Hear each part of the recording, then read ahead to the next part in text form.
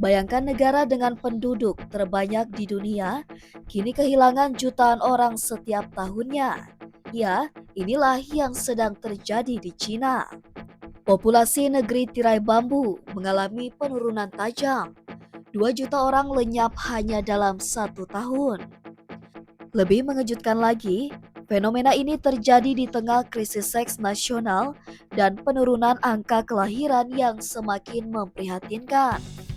Biro Statistik Nasional Cina melaporkan bahwa pada akhir 2024, populasi Cina turun menjadi 1.408 miliar dari sebelumnya 1.410 miliar pada 2023. Penurunan ini konsisten dengan tren sejak 2022, ketika populasi menyusut sekitar 850 ribu jiwa, dan pada 2023 bahkan anjlok 2,8 juta.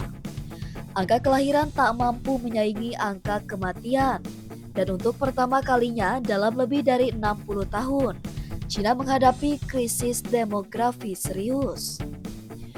Menurut Economist Intelligence Unit atau EIU, populasi Cina akan terus menurun hingga hanya menyisakan sekitar 1.317 miliar pada 2050 dan bahkan bisa tinggal 732 juta pada tahun 2100.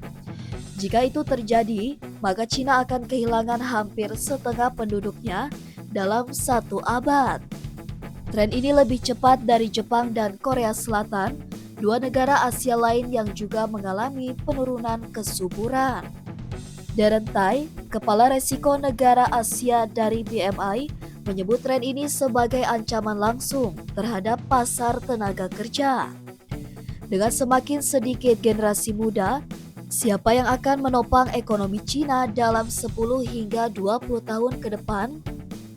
Produktivitas bisa tergerus, PDB bisa melambat, dan sektor-sektor seperti manufaktur serta logistik akan kekurangan tenaga kerja.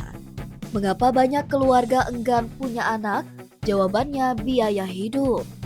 Tai mengatakan, semakin maju suatu ekonomi, semakin tinggi biaya membesarkan anak.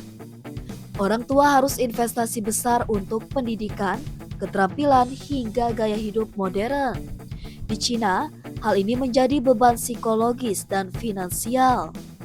Akibatnya, banyak pasangan muda memilih child free atau bahkan tidak menikah sama sekali. Fenomena ini juga dikenal sebagai resesi seks. Aktivitas seksual, pernikahan, dan angka kelahiran semuanya menurun drastis. Stres pekerjaan, tekanan sosial, perubahan budaya, dan bahkan krisis jodoh akibat ketimpangan gender memperburuk situasi. Di banyak wilayah pedesaan, jumlah pria jauh lebih tinggi dari wanita, membuat jutaan pria kesulitan menemukan pasangan. Sementara jumlah kelahiran menurun, jumlah lansia terus naik. Cina kini menghadapi tekanan fiskal besar untuk membiayai pensiun, layanan kesehatan, dan subsidi lansia. Laporan EIU menyebutkan bahwa jika usia pensiun dinaikkan jadi 65 tahun pada 2035, defisit anggaran bisa ditekan hingga 20%. Namun, reformasi pensiun ini butuh waktu dan bisa memicu ketidakpuasan sosial. Banyak pengamat menyebut Cina sedang menuju arah yang sama seperti Jepang, negara maju yang stagnan secara demografi dan ekonomi.